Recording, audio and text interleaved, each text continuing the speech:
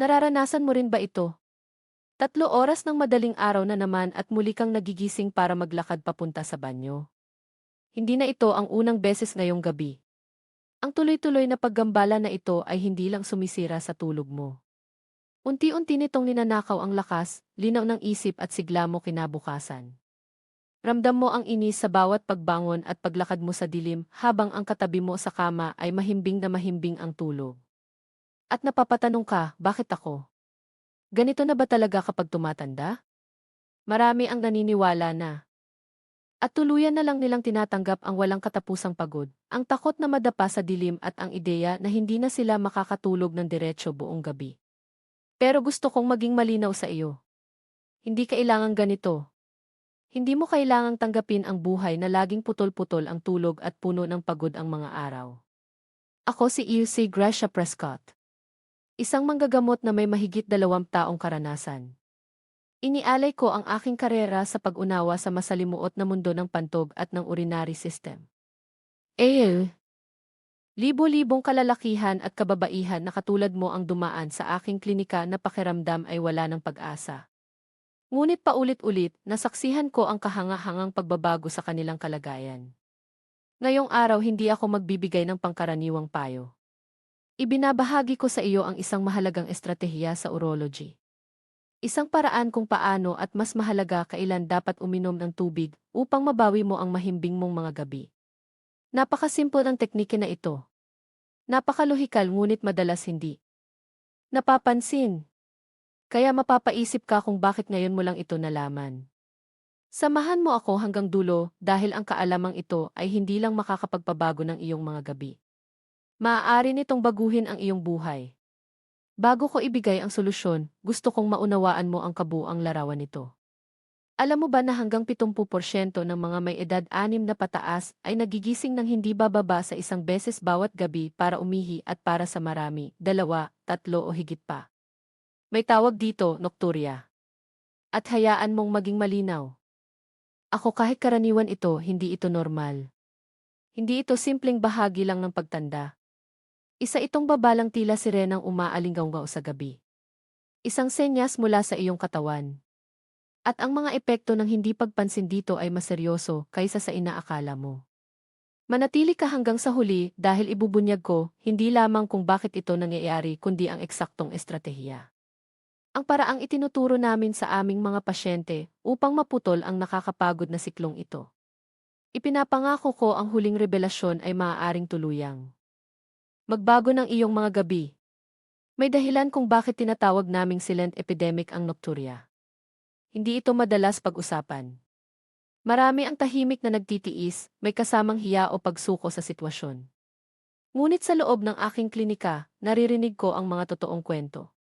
Naririnig ko si Michael, isang pit-anyos na lolo na mahilig gumawa ng maliliit na barko sa loob ng bote, ngunit kinailangan niyang tumigil dahil nanginginig na ang kanyang mga kamay dulot ng kakulangan sa tulog.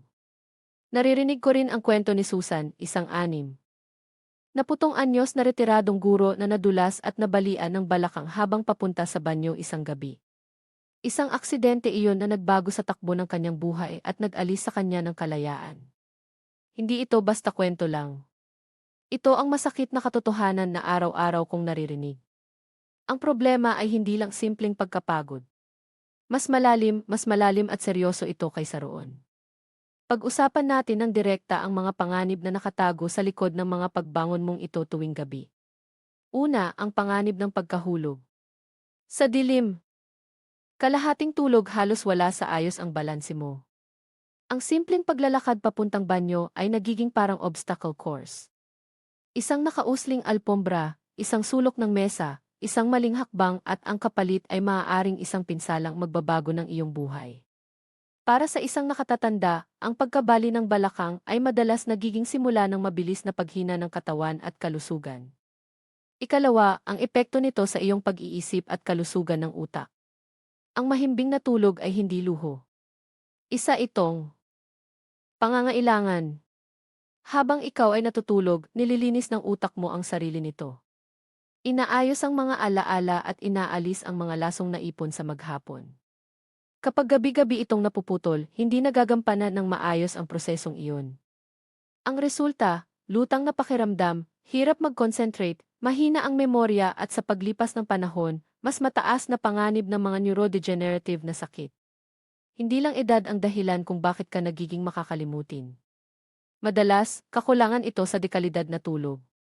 Ikatlo ang epekto. Sa iyong puso. Sa tuwing bigla kang nagigising, naglalabas ang katawan mo ng stress hormones. Tumataas ang presyo ng dugo at bumibilis ang tibok ng puso.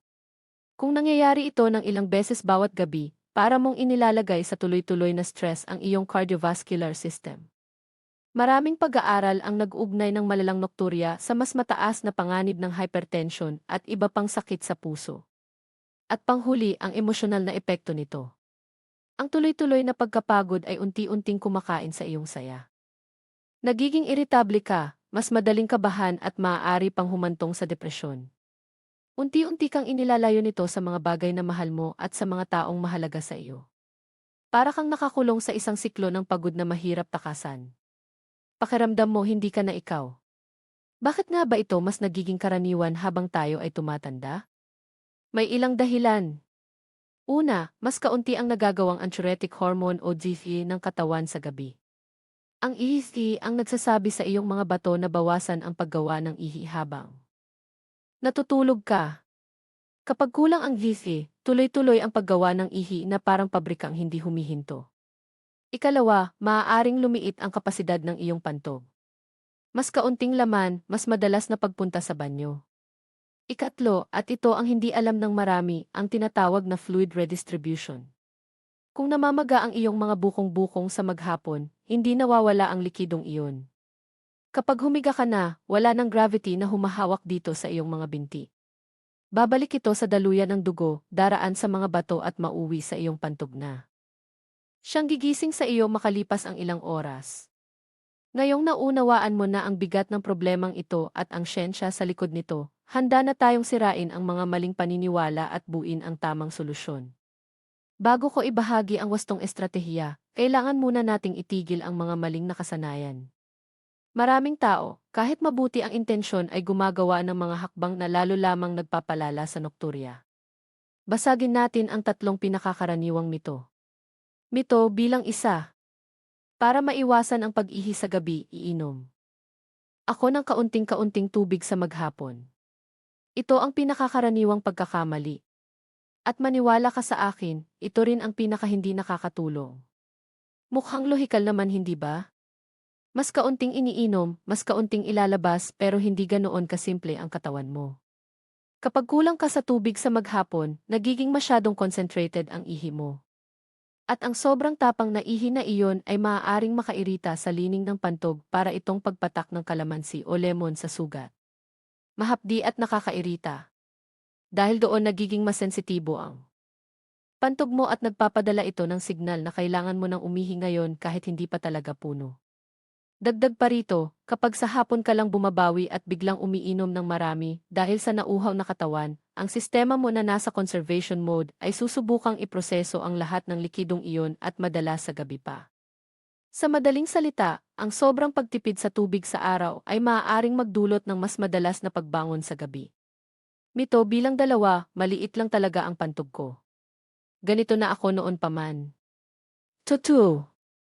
May ilang tao na maaaring mas maliit ang functional bladder capacity. Pero sa karamihan ng kaso ng nokturya sa mga adulto, hindi laki ng tangke, ang pantog, ang problema. Ang tunay na issue ay ang bilis ng pabrika ang mga bato sa gabi. Tulad na nabanggit natin ang mababang produksyon ng EC at ang pagbabalik ng likido mula sa mga binti papunta sa daluyan ng dugo ang mas madalas na sanhi. Kahit pa sabihin nating napakalaki ng pantog mo, kung tuloy-tuloy naman ang paggawa ng ihi ng iyong mga bato sa gabi, magigising ka pa rin. Ang pagsisi sa maliit na pantog ay nagiging dahilan para hindi mo harapin ang ugat ng problema at hindi ito isang bagay na kailangan mo na lang tanggapin habang buhay. Mito bilang tatlo, ang isang baso ng alak o beer ay nakakapag-relax at nakakatulong sa pagtulog. Hindi naman siguro ganoon kalala. Sa totoo lang, ito ang isa sa pinakamapaninlang na paniniwala. Maaaring antukin ka sa simula kapag uminom ka ng alak.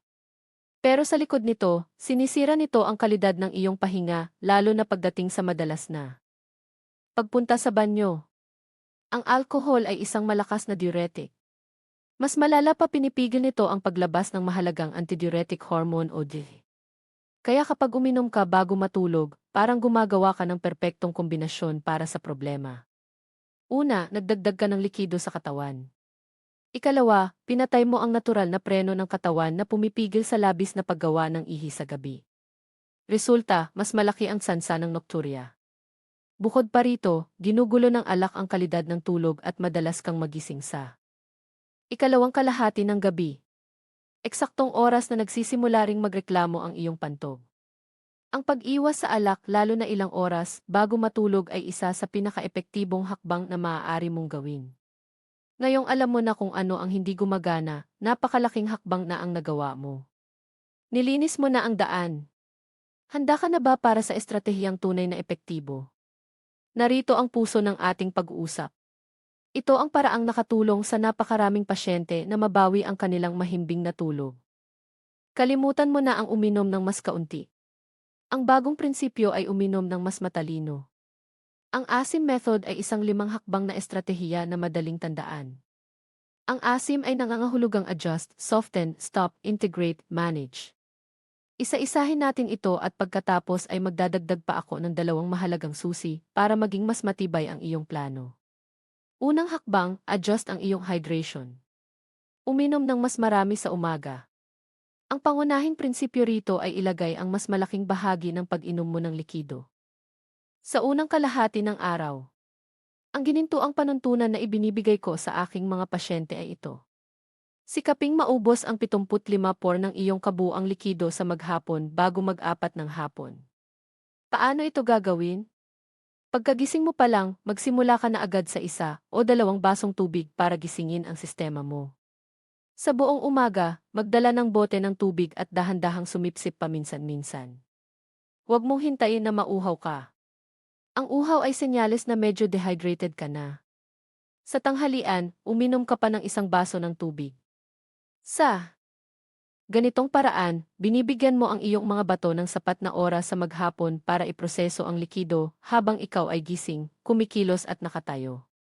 Nakikipagtulungan ka sa natural na ritmo ng katawan mo.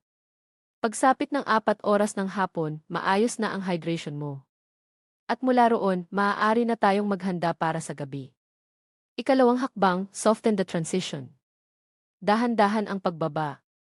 Mula 4 oras ng hapon pataas, huwag mong biglang ito ang pag-inom ng tubig.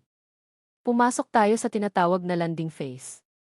Mula sa oras na ito hanggang hapunan, bawasan mo na ang dami. Marahil kalahating baso lang kung talagang nauuhaw ka, napakahalaga ng hapunan. Subukang kumain ng hindi bababa sa 3 oras bago matulog. At habang kumakain, uminom lamang ng sapat para malunok ang pagkain. Ilang lagok ayos lang, 1 buong baso hindi na. Ang unti-unting pagbawas na ito ang magsasabi sa katawan mo na panahon na para pabagalin ang paggawa ng ihi. Ikatlong hakbang, stop in time. Ang sagradong oras. Ito ang pinaka-istrikto at marahil pinakamahalagang bahagi. Magtakda ng 2 oras bago matulog na wala kang iinuming kahit anong likido.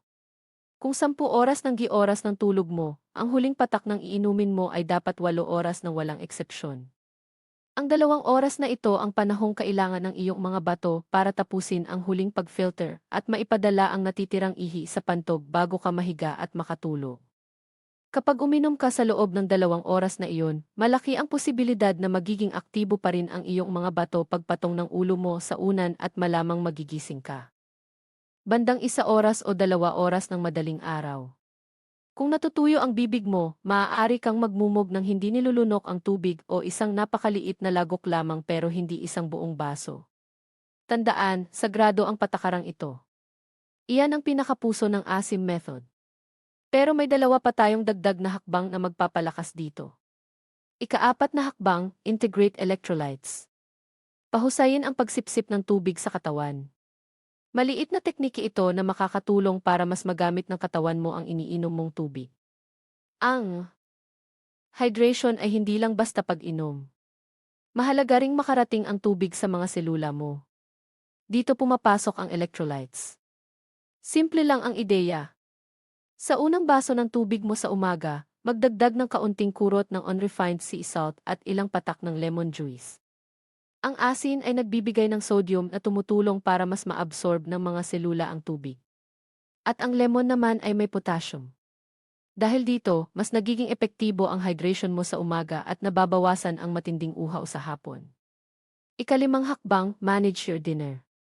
Kontrolin ang mga sumisira sa plano. Ang kinakain mo sa hapunan ay kasing halaga ng iniinom mo. Sa huling kain mo sa araw na iyon, iwasan ang maaanghang at masyadong acidic na pagkain dahil maaari nitong mairita ang panto.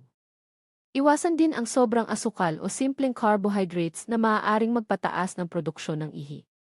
Iwasan ang mga pagkaing mataas ang water content tulad ng sabaw, pakwan o pipino. Mas mainam kainin ang mga ito ng mas maaga sa araw. Oh,